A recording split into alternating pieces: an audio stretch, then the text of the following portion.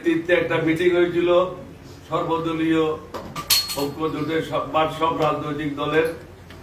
যে কোনো কারণে হোক আমরা সেখানে উপস্থিত থাকতে পারি নাই, যার জন্য সরকারের পক্ষ থেকে একজন উপদেষ্টা দুঃখ প্রকাশ করেছেন এবং তিনি বলেছেন আগামীতে কখনো এই ধরনের ঘটনা ঘটবে না। সুতরাং এটা নিয়ে আর কোনো কথা বলতে চাই না।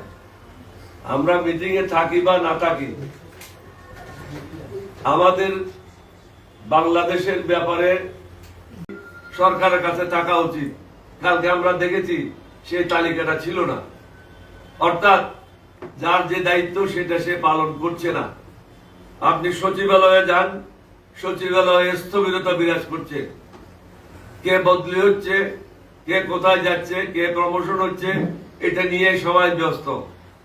তারা নিজের যে কাজ সেটা তারা সঠিকভাবে করছে না। আমি উপদেষ্টাদেরকে বলবো, আওয়ামী লীগের আমলে যে সমস্ত ব্যবসায়ীরা বিভিন্ন কাজে লিপ্ত ছিল, বিভিন্ন জায়গায় লাইসেন্স পেয়েছে, এগুলি অনতিবিলম্বে বাতিল করতে হবে। বাতিল করে সর্বসাধারণের জন্য উন্মুক্ত করে যারা এটার জন্য উপযুক্ত ব্যক্তি তাদের দ্বারা ব্যবসা বাণিজ্যগুলি নিয়ন্ত্রণ করতে হবে। বাংলাদেশ বর্তমান সরকার উচিত হবে, আমাদের অনেক বন্ধু রাষ্ট্র আছে, তাদের সাথে যোগাযোগ ঘনিষ্ঠ এবং আরো নিবিড় করা। আমরা একা নই, ভারতকে এটা বুঝতে হবে। আমাদেরও বন্ধু রাষ্ট্র আছে, আমি আগেই বলেছি, যাদের কাছে নিউক্লিয়ার ওয়েপন আছে। সুতরাং বাংলাদেশকে এত সহজভাবে মুড়ি মোলা হিসাবে গণ্য করাটা উচিত হবে না। আপনাদের কিছু কিছু ইউটিউবাররা যেভাবে বক্তব্য রাখে এটা অত্যন্ত আপত্তিকর। চাকর বাকররা এরকম বক্তব্য রাখে না। শিক্ষিত লোকের পক্ষে এরকম বক্তব্য কিভাবে তারা রাখছে সেটা আমাদের বোধগম্য নয়।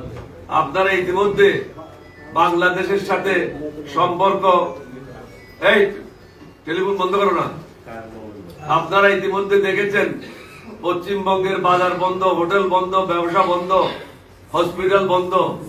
সুতরাং আপনাদের অর্থনীতি অনেকাংশে বাংলাদেশের উপর নির্ভরশীল। ত্রিপুরার জনগণ যে লাভালাভি করছে, যদি চট্টগ্রাম বন্দর তাদের জন্য বন্ধ করে দেওয়া হয় তাহলে 5 টাকার জিনিস 50 টাকা দিয়ে কিনতে হবে। সুতরাং এত লাভালাভি করো না। বাংলাদেশ দুর্বল রাষ্ট্র না, আমাদের সৈন্য সংখ্যা হচ্ছে 10 কোটির উপরে। সুতরাং এত সহজভাবে ভেবে নেওয়া উচিত না। আমি আরো একটা এই সরকারকে বলবো, বড় বড় ডিগ্রি নিয়ে দেশ পরিচালনা করা সম্ভব না। অভিজ্ঞতার কোনো বিকল্প নাই, যেটা আমি আগেই বলেছি। বর্তমান সরকারের অভিজ্ঞতার অনেকের ঘাটতি রয়েছে। অভিজ্ঞতা যদি সম্পন্ন লোক না হয় তাহলে সরকার যে পথে আগাইতে চাচ্ছে, যে উন্নতি সাধন করতে চাচ্ছে, সেটা সম্ভব না। আমরা যখন লাস্ট টাইম ডক্টর ইউনূস সাহেবের সাথে কথা বলেছি, উনাকে আমরা অনুরোধ করেছিলাম, আপনি কমিশন করেছেন, খুবই ভালো, প্রশংসনীয়, কিন্তু কমিশনের কাজ হবে কি?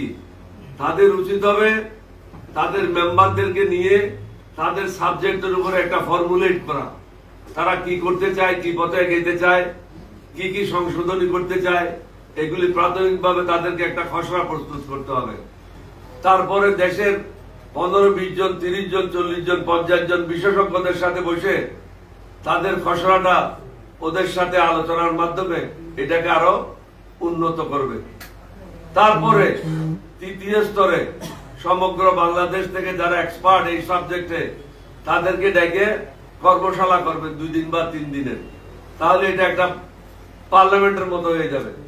তাদের মাধ্যমে তৃতীয় দফায় যদি আলাপ আলোচনার মাধ্যমে সংশোধনীগুলি আসে তাহলে এটা অনেক উন্নত হবে। 10 brain is always better then 1 brain, good brain. সুতরাং এখানে সবাইকে, যেহেতু পার্লামেন্ট নাই, জনগণকে সম্পৃক্ত করতে হবে। তাহলে ডক্টর মোহাম্মদ ইউনূস সাহেব উপকৃত হবে। 3 বার করার পরে যে খসড়াটা হবে সেটাই আপনারা রাজনৈতিক দলের সাথে বসেন, যে আমরা সবাই সাথে কথা বলে এই খসড়াটা তৈরি করেছি, এটার উপরে আপনাদের মন্তব্যটা কি? কিন্তু এখন উল্টো হয়েছে। ডক্টর মোহাম্মদ ইউনূস সাহেব আমাদেরকে যেটা বলেছে সেটা হচ্ছে না। প্রত্যেক যারা দায়িত্ব পেয়েছে তারা আমাদেরকে সরাসরি চিঠি লিখে বলছে আপনাদের মতামত জানান। আমি ডক্টর মোহাম্মদ ইউনূস সাহেবকে অনুরোধ করব, আপনি যাদেরকে দায়িত্ব দিয়েছেন তাদেরকে আবার একটা দিক নির্দেশনা দিয়ে সঠিক পথে আগানোর জন্য চেষ্টা করেন। কারণ প্রত্যেকটা রাজনৈতিক দলে বিশেষজ্ঞ নাই, তাদের পক্ষে সব ব্যাপারে মতামত দেওয়াটা সম্ভব না। এটা অবান্তর, অবাস্তব একটা জিনিস। কিছু কিছু রাজনৈতিক দল আছে, তাদের মধ্যে অনেকে এক্সপার্ট আছে, কিন্তু শতকরা ৮০% রাজনৈতিক দল এই ধরনের এক্সপার্ট অভাব রয়েছে। সুতরাং মূল কাজটা করতে হবে আমি যেভাবে বলেছি, এই প্রসিজারটা ফলো করতে, এবং এটাতে প্রধান উপদেষ্টা মহোদয় রাজি হয়েছিলেন। রাজি হওয়ার পরে যারা দায়িত্ব পেয়েছে, চেয়ারম্যানের দায়িত্ব পেয়েছে বিভিন্ন কমিটির, তারা উল্টা পথে কেন চলছে এটা বোধগম্য নয়।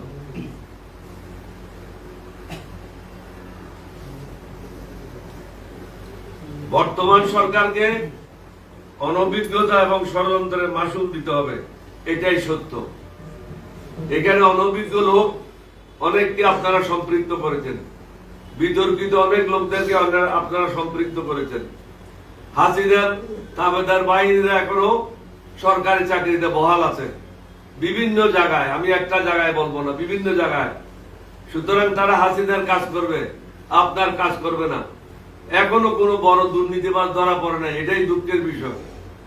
এখনো কোনো বড় দুর্নীতিবাজ ৩ মাস হয়ে যাচ্ছে ট্রায়ালে যায় নাই। কেন যায় নাই? বড় বড় যে সমস্ত ব্যবসায়ীরা বলেছিল তোমার সাথে জীবনেও থাকবো, মৃত্যুর পরেও থাকবো, তাদের এখন কোথায়? তাদের সম্বন্ধে কোনো ব্যবস্থা নেওয়া হচ্ছে না কেন?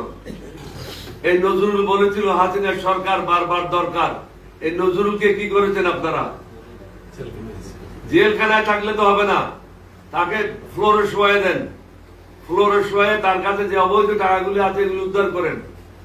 বড় বড় ব্যবসায়ীরা যে সমস্ত অবৈধ টাকা নিয়ে বসে আছে, বড় বড় অফিসাররা যেভাবে টাকা রোজগার করেছে অবৈধভাবে, তাদেরকে আর্মি ব্যারেকে বা পুলিশের ব্যারেকে ফ্লোরে শোয়াই দেন এবং তাদের কাছ থেকে জনগণের টাকাগুলি উদ্ধার করার ব্যবস্থা নেন। তাদেরকে জেলে দিয়ে তো আমার লাভবান হব না। আমরা লাভবান হব যখন জনগণের টাকাগুলি আমরা তাদের কাছ থেকে উদ্ধার করতে পারবো।